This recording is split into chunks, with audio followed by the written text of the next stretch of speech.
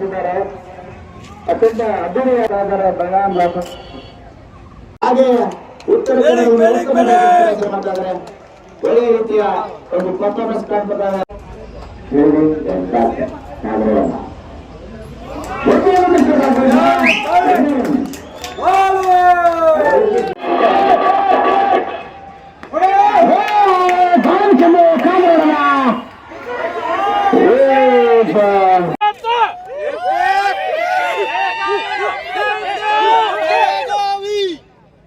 ಇದೊಂದು ನಮ್ಮ ಇಲಾಖೆ ಸಿಬ್ಬಂದಿಗಳಿಗೆ ನಿನ್ನೆ ಮತ್ತು ಇವತ್ತು ಅತ್ಯಂತ ಸಂತೋಷದಾಯಕ ಅವಧಿ ಅಥವಾ ದಿನ.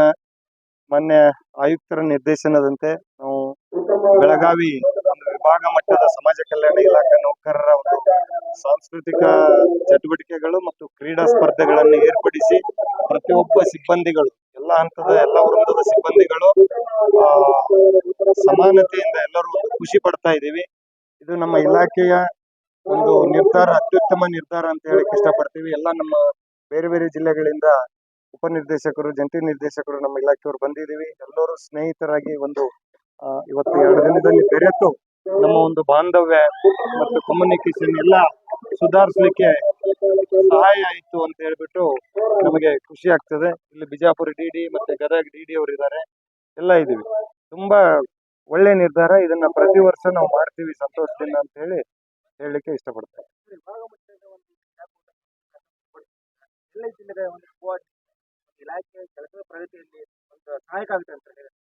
ನಿಜವಾಗ್ಲೂ ಒಂದು ಮೆಂಟಲ್ ರೀಚಾರ್ಜ್ ಆಗುತ್ತೆ.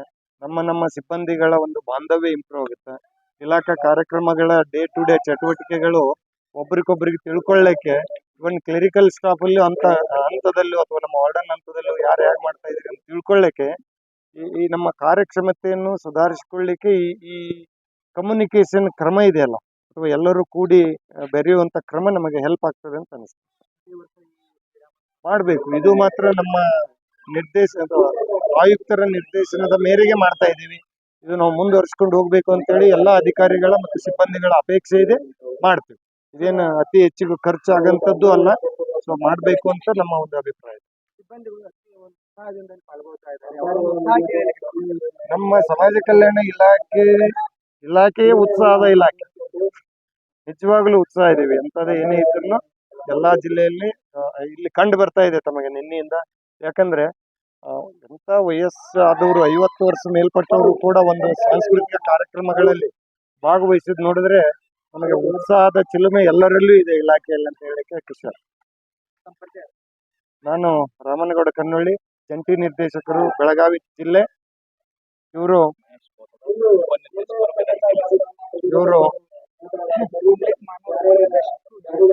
ಇಲ್ಲಿ ಯಾವುದೇ ವೃಂದವಾರು ವ್ಯತ್ಯಾಸ ಇರದೇನೆ ಎಲ್ಲ ಸಹಾಯಕ ನಿರ್ದೇಶಕರುಗಳು, ನಮ್ಮ ವಾರ್ಡನ್ ರವರು ಮತ್ತೆ ಗ್ರೂಪ್ ಡಿ ಸಿಬ್ಬಂದಿಗಳು ಪ್ರತಿಯೊಬ್ಬರು ಎಲ್ಲರೂ ಭಾಗವಹಿಸಿದ್ದೀವಿ.